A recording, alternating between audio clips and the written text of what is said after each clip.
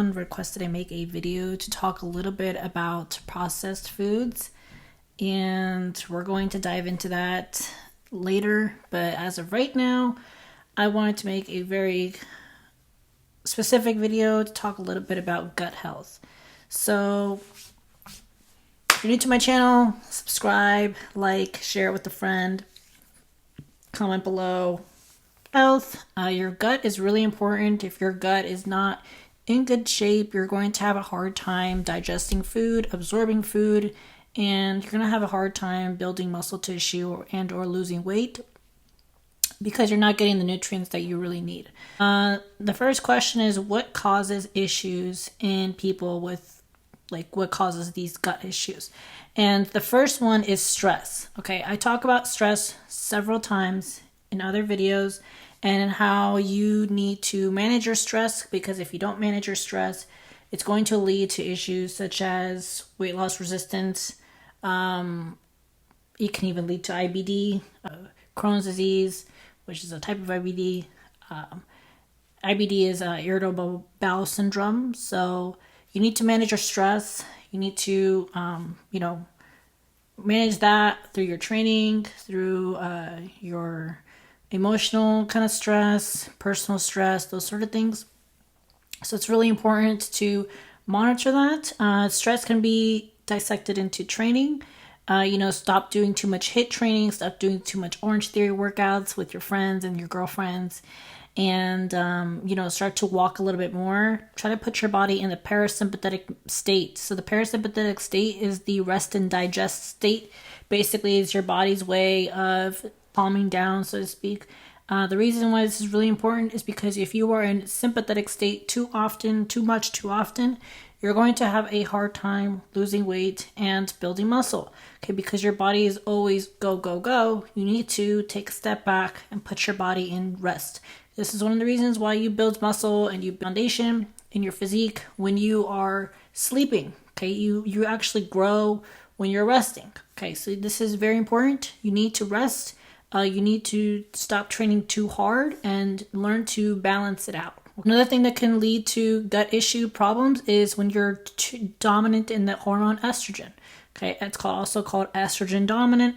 If you diet too much, so there is a consequence. There is it's not good to diet too much too often. So if you're going to diet for 6 months, then eat right back to how you used to eat, and then diet again, and then eat right back to how you used to. You're constantly yo-yoing.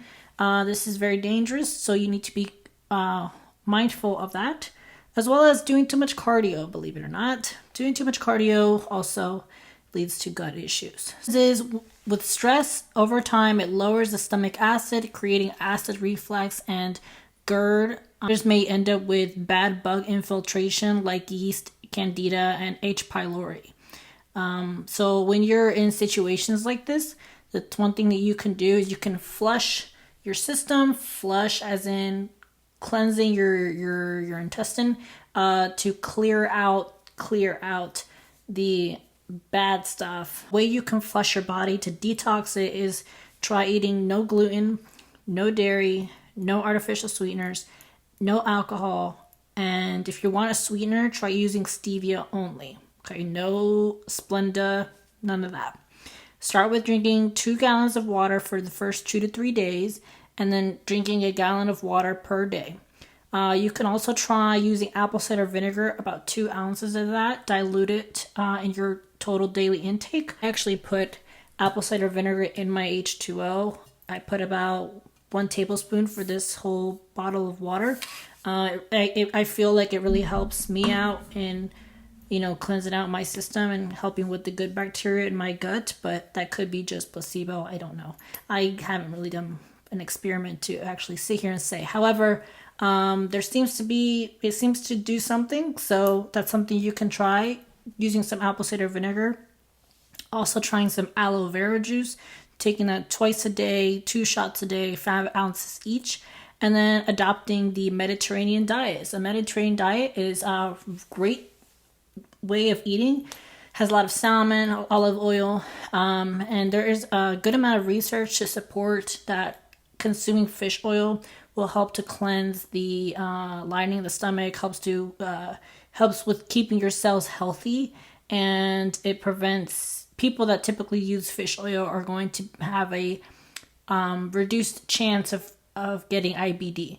So I get fish oil. I talk about it in other videos. I just get fish oil from Amazon, and I take about a tablespoon, sometimes up to 2 servings per day, every other day or so. And you'll notice a difference. I prefer the oil over the supplement. I feel that the oil is more bioavailable versus the supplement. I feel that maybe it doesn't absorb as quickly in my system. I think I read it yesterday that peppermint tea also may help with the gut lining. So that's something you can try too. With digestion, the first one is sea moss. Sea moss is a type of seaweed. So seaweed, there seems to be some good amount of research that supports how it helps your small intestine and or to prevent and or to just fight against SIBO. SIBO is small intestine bacterial overgrowth. You can also check out betaine hydrochloric. It's I've found that if you have an ulcer, you want to avoid taking betaine hydrochloric and instead try drinking cabbage juice for about 14 days if you have an ulcer in the stomach. An ulcer is like a little hole that burns into your stomach. So you want to be careful with that.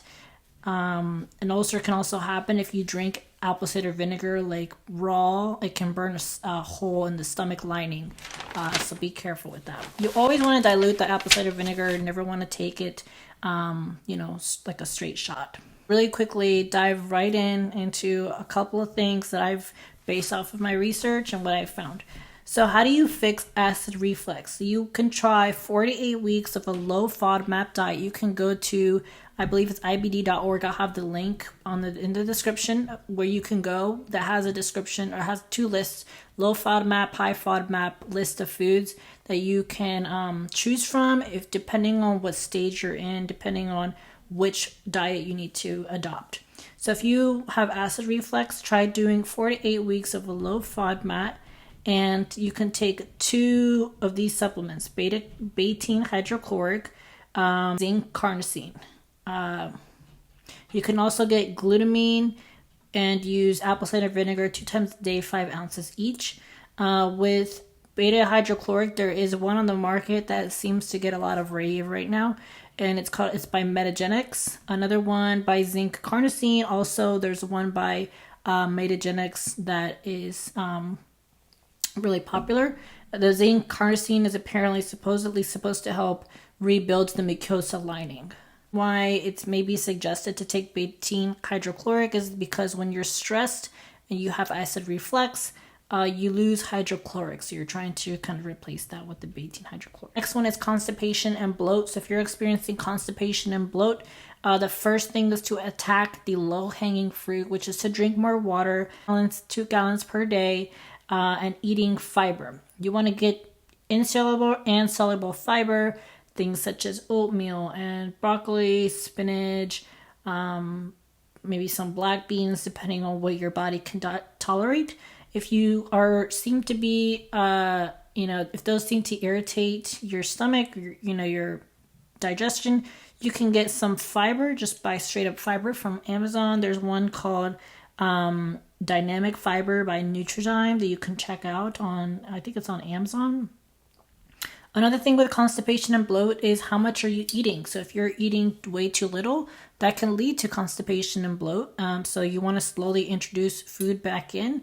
If you're also stressed, like for women are a little bit more easier or more prone to stress. Understanding that if you're going to be stressed and you're going to be constipated or bloated from traveling, then that's something you should take that account and kind of plan accordingly, drinking more water and making sure that you're eating what you need to eat to avoid the constipation. To determine whether or not you're constipated and bloated is you can look at your stool, look at a Bristol stool chart, and you want to stay between 3 and 4. If anything out of that range could indicate something's kind of going on with your digestion. Other supplements that you can take, like I mentioned, is magnesium citrate. The only thing with this supplement is that you can actually end up relying on it. So if you don't want to rely on that, then don't use it. You can also use stool softeners. You can use pancreatic enzymes. Betaine hydrochloric is one. Beta plus. If you don't have a gallbladder, you can look into Beta Plus. If these don't work, like these supplements and these protocols, then you may want to look into getting a GI map. So I'll have the link of the GI map down below. It's not the cheapest, but it's worth getting if you're kind of exhausting all these resources and you're not seeing any results. It's worth getting a GI map, because if you keep eating the wrong foods, it can make your digestion, your situation worse. So you want to be really mindful. Have gas, try removing artificial sweeteners, and try chewing your food more. So typically, if you're in a rush, you want to just swallow the food and you're not actually digesting the food. So take a bite of my food. I'm going to take about 20 to 30 chews for that bite to help me in my digestion, because digestion starts in the mouth. Okay, it's not in the stomach. It starts the moment you start chewing. So it's very important to chew your food. Another thing with gas is you may be over consuming protein. So start counting how much protein you're eating and start drinking more water. If you're 130 pounds, for example, you shouldn't have to be eating over 150 grams of protein. If you're 200 pounds, you should only be eating around 200 grams of protein or a little less. There's really no need. There's already sufficient amount of research, although don't quote me on that, but there seems to be, according to people that I've kind of interacted with, you don't need that much, that how people used to think that they thought that you needed it. So other supplements that you can get, peppermint tea, digestive enzymes. You can get a flora supplement, and then of course ginger. Ginger is a magic, nature's medicine, really good product. I like to cut up the ginger really small and I eat it raw, or I'll make some tea out of it. Just put some hot water over the ginger and you got some ginger tea. So if you have poor fat digestion, so symptoms of poor fat digestion, in other words, you're not able to digest fats well. If you have acne on your arms, your head, or your back, and if your stool floats. This is a result from low bowel production from the gallbladder. So if you don't have a gallbladder, then that is obviously, when you have poor fat digestion, then you can most likely conclude that it's because you don't have a gallbladder. Some supplements to help, choline. Choline helps to improve the production of bile. One called Lipogen by Metagenics. For a woman, it's very important to making sure that you're getting your fats in because of your hormones, your menstrual cycle, and the like. So whether or not you're trying to get huge pec muscles like me or not, whatever your goals are, fats is very important. You need to get your fats in. And with men, you also need to get your fats in. Okay, fats are important to eat for hormone regulation. Okay, let's dive really quickly into gut dysbiosis and SIBO. So as I mentioned earlier, SIBO is small intestinal bacterial overgrowth, and it affects the small intestine. So what happens is when the bacteria starts growing in the small intestine, it leads to malabsorption because bacteria starts to use up the body's nutrients. What causes SIBO is low stomach acid, which is a result from stress, too much antibiotics, stress, a diet high in sugar, binge eating, and the use of acid blockers. So one thing you can do right now if you want to identify whether or not you have SIBO is to get a GI map, okay? Whether or not you are low in commensal bacteria. All right, so a couple of symptoms of SIBO is recurring diarrhea, constipation, bloating, gas, abdominal pain, loss of appetite, food cravings, urinary tract infection, recurrent genital itching, bloating from just drinking water. If you have those symptoms, you may want to consider getting a GI map. And I may make a video talking about like dissecting the GI map and kind of how to read that. Maybe it will help you out. So here is a quick protocol that you can try if you suspect you have SIBO. And of course, again, you want to try get that GI map first to confirm it. Even if you don't think you have SIBO, it probably is not a good idea to adopt this diet style of eating because it can actually make you worse. So you want to be very careful of the foods that you're eating.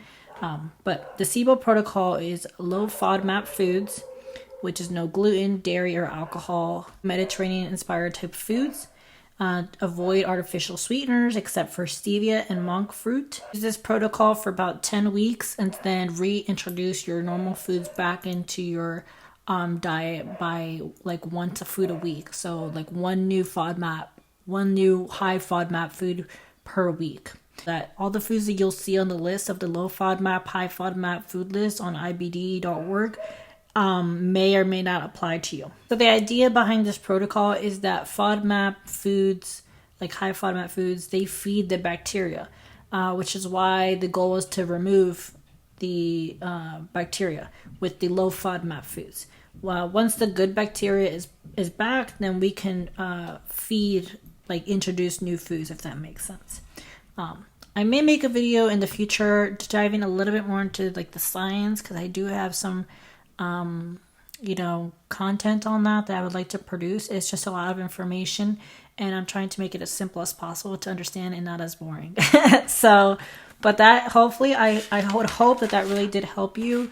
The main takeaway is to drink more water. The things that you can control right now is drink more water, control your stress, get enough sleep in, eat your fiber. Although some people may eat fiber and they actually can get more constipated and more bloated and more gassy. So it doesn't always work. But the one thing you can do is if you're experiencing issues with digestion, like bloating, gas, diarrhea, or what have you, or if you even have SIBO, H. pylori, IBD, start writing down what you're eating and see how you respond to that, and keep a journal of what you're eating and see how you respond to that food, so that in the future you can identify a pattern, what kinds of foods these are. So if you're noticing you're eating a lot of high FODMAP foods and you're getting bloated, congestion, like just gassy and nauseous or what have you, not nauseous, but you're feeling constipated and gassy from eating this food, then that may be a sign for you to reassess your food sources. Now is drink more water, try some apple cider vinegar in your diet, try some aloe vera juice, and maybe look into incorporating some digestive enzymes before you eat to help you digest the food better. The only thing with that digestive enzymes that I'm not a huge fan of is that you rely on that, and I'm not a huge fan of that. So another thing that you can do instead of digestive enzymes is you can drink some tea. Try some peppermint tea, drinking that after you eat. That may help you with digestion.